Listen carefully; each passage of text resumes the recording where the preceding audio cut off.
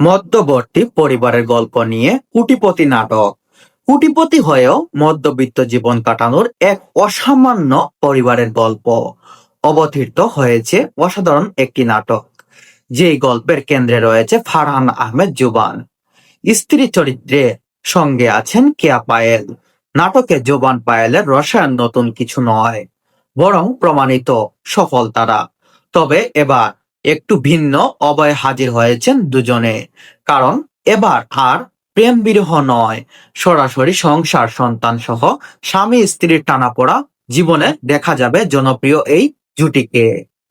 এমনটাই জানা যায় নির্মাতা S.R. মাহফুজ তালুকদার, মেজবাহ উদ্দিন সুমন চিত্রনাট্য এবং ব্যানারে নির্মিত হয়েছে এই নাটকটি কুটিপতি, যা মুক্তি পাচ্ছে এবার ঈদে নয়, এই শীতে মুক্তি পাচ্ছে এই নাটকটি।